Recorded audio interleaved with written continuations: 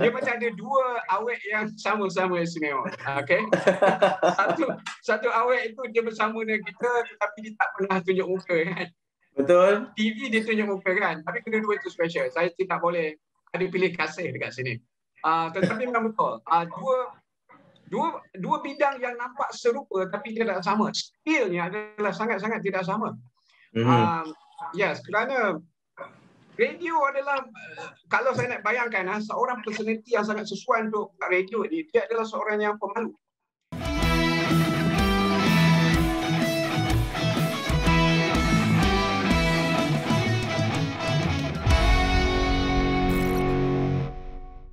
Ya. Apa yang Abang Halim lihat pada perbezaan ketara dari sudut penyampai pula Abang Halim? Tak kira dia penyampai radio ataupun mungkin pengacara TV. Sebab saya antara generasi baharu sekarang. Mungkin antara yang saya paling cemburukan adalah bagaimana tertibnya penyampai dan juga pengacara yang dahulu di dalam menyampaikan sesuatu dan kita masih nak dengar.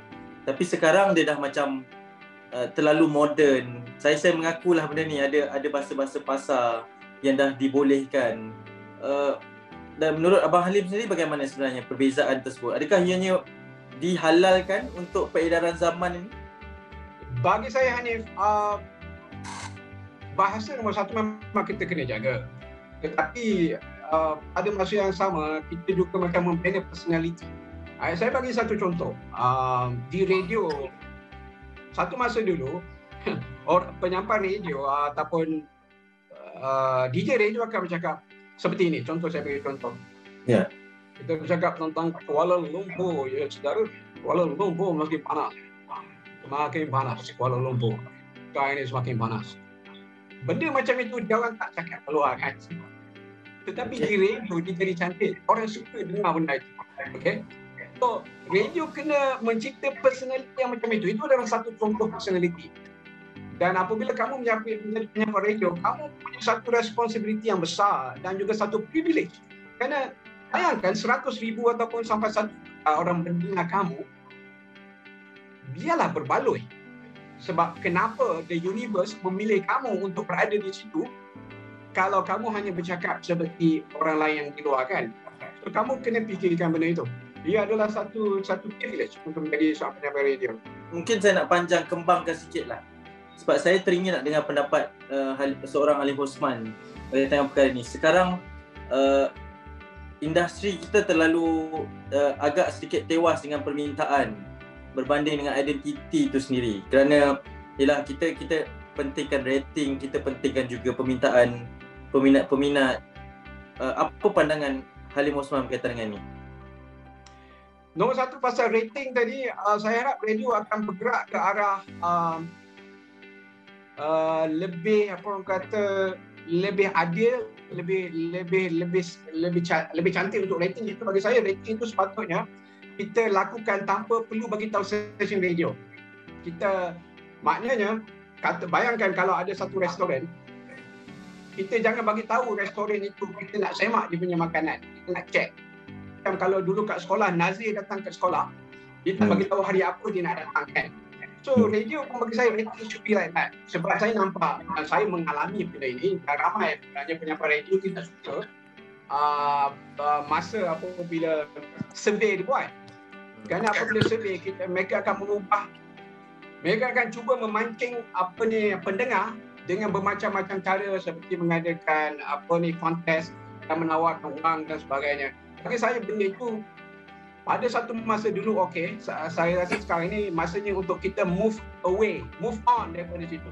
Sebabnya kalau kita nak check rating radio itu, ambil saja sampelnya pada masa bila-bila saja tanpa perlu diberitahu kepada penyampai ataupun stesen radio itu. Supaya radio itu tetap konsisten sepanjang tahun mengenai kualitinya. Jadi bukannya mereka sungguh-sungguh untuk memenangi hati pendengar hanya 1 bulan 2 kali dalam masa 1 bulan, dalam masa 1 tahun. Itu soalan jawapan saya mengenai rating.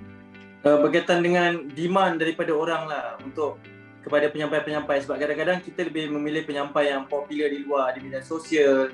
Tetapi dari sudut kualiti kandungannya tidak memberi impact seperti yang Abang Halim kata tadi. Okey, ya, betul. Saya rasa tak salah untuk kita ambil orang yang popular dari segi apa sekalipun untuk strategi marketing, tidak salah. Tetapi apabila orang tu telah kita pilih, nombor satu adalah tanggungjawab orang itu apabila dia ambil, ya, artis itu apabila dia ambil dia ambil keputusan untuk menjadi penyampai radio, dia kena cari jalan untuk menjadikan dia seorang personality radio yang berkesan. Dan juga pihak majikan, ini satu lagi, pihak majikan harus menghantar mereka untuk training. Sebab kalau dia sendiri saja mungkin tidak cukup. Dari pengalaman saya sendiri, saya pernah pergi training balik semula ke Amerika untuk belajar, dan saya juga buat training setiap hari atas inisiatif saya sendiri, kerana di dalam diri seorang artis yang telah memilih untuk menjadi penyampai radio itu, sama ada keluar ataupun tidak di dalam dirinya personality radio. Dia boleh menjadi seorang pelawak, dia boleh menjadi seorang pelakon, tetapi apakah dia juga mampu melahirkan personality radio di dalam diri dia? Hampir 30 tahun lebih dalam industri. Mungkin kita boleh top 3 moment yang Abang Halim tak boleh lupakan sehingga kini dalam sepanjang yang berlaku dalam karier. Okay, not in the particular order, top 3. Yang pertama sekali adalah hari pertama saya muncul. Hari pertama saya muncul di kaca TV. Iaitu tidak silap saya 9 hari bulan Mei 1993. Kalau tak silap saya. Okey. Hari pertama saya muncul di kaca TV.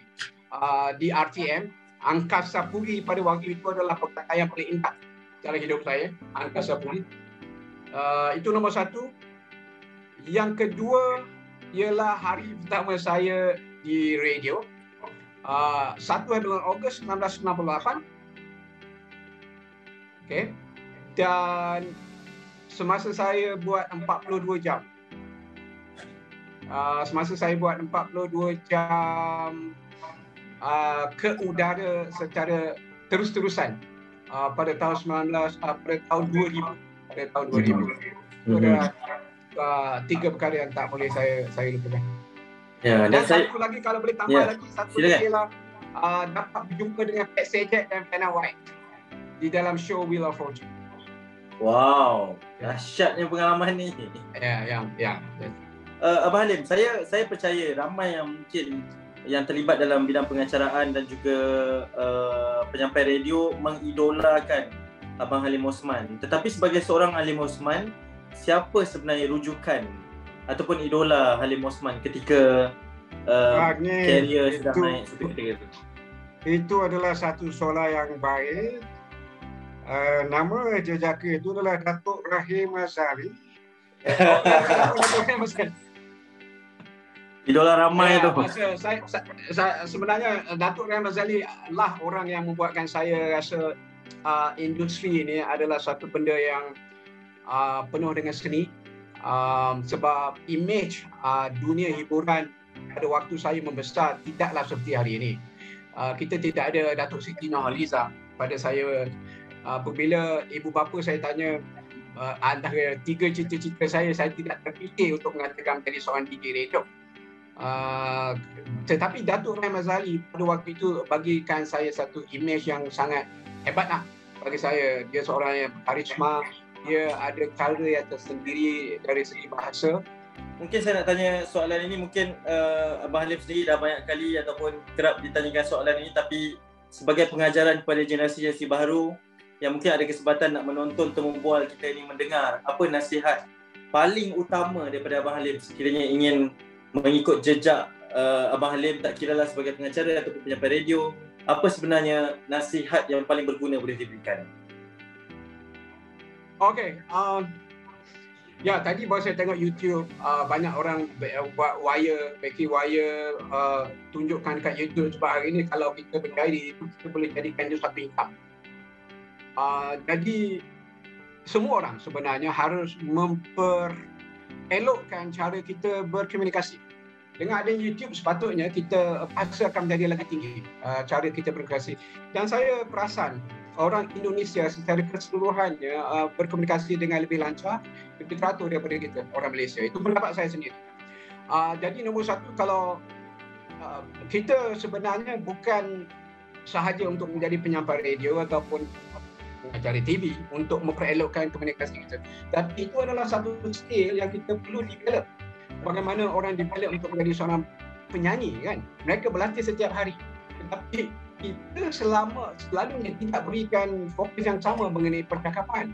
Padahal percakapan itu adalah nyanyian kita, Dan semua orang pada asasnya harus mempunyai nyanyian tersendiri. Bukan sahaja nyanyian dengan pitch tone yang betul, tetapi ada style tersendiri. Itu adalah dan itu adalah sepanjang perjalanan sepanjang hidup. Daripada kita kecil, kita sentiasa cuba improve cara kita berkomunikasi. Dan itu merupakan satu hadiah yang besar. Satu perkataan presenter berasal daripada perkataan present ataupun present, iaitu menghadiahkan. So setiap kata-kata kita sebenarnya adalah satu hadiah ataupun satu nyanyian, satu lagu untuk orang lain untuk sedap didengar dan sebagainya. So kalau kita ingin menjadi seorang penyampai radio, nombor satu, elokkan bahasa kita, lancarkan bahasa kita, dan banyak berlatih untuk menyampaikan kata-kata, dan dalam proses yang sama kita akan bertemu dengan personality kita, hopefully. Tetapi the journey is long. Kita tak akan jumpa style kita, Hanif, di minggu pertama, di bulan pertama ataupun di tahun pertama.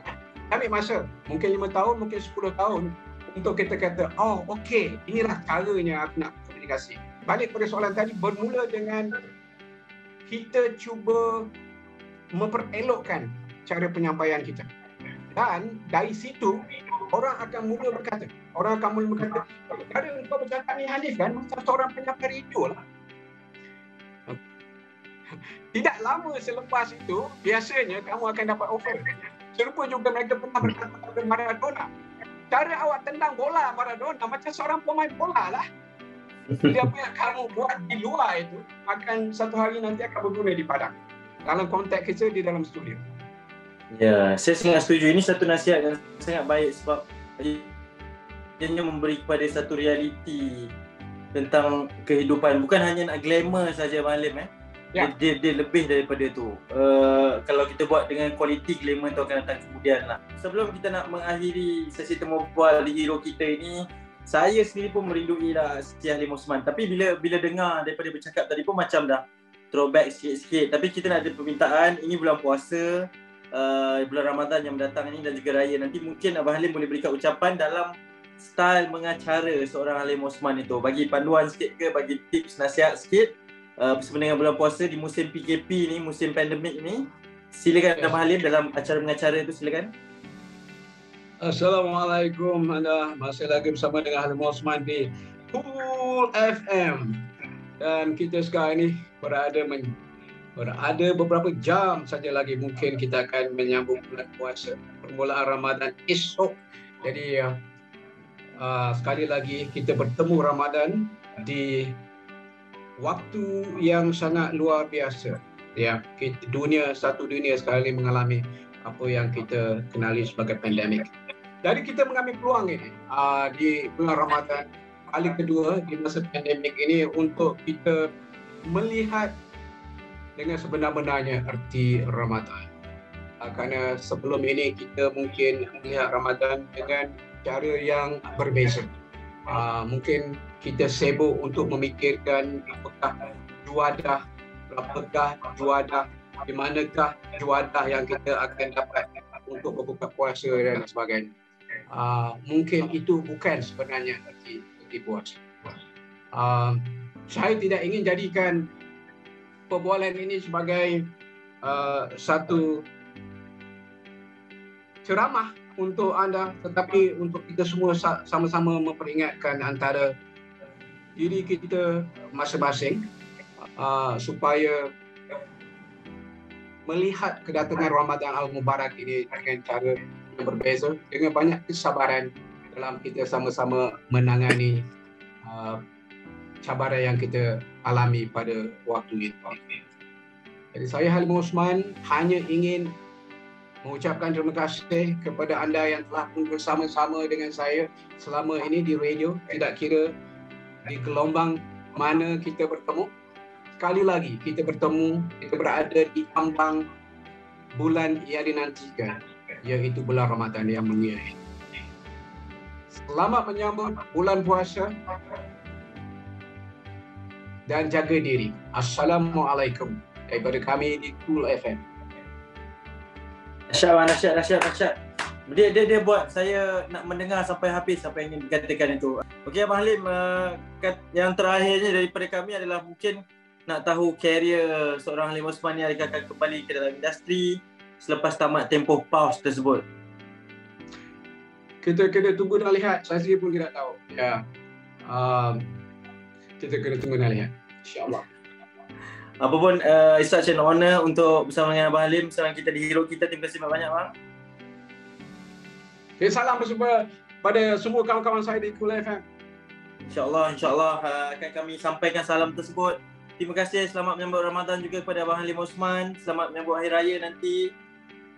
Selepas 30 hari kita berpuasa insyaAllah. Ini satu proses pembelajaran kepada diri saya juga untuk bersama dengan Abang Halim. Dan kita doakan semoga berjaya dalam apa jua selepas ini yang kita hadapi. Assalamualaikum bang. Waalaikumsalam. Thank you.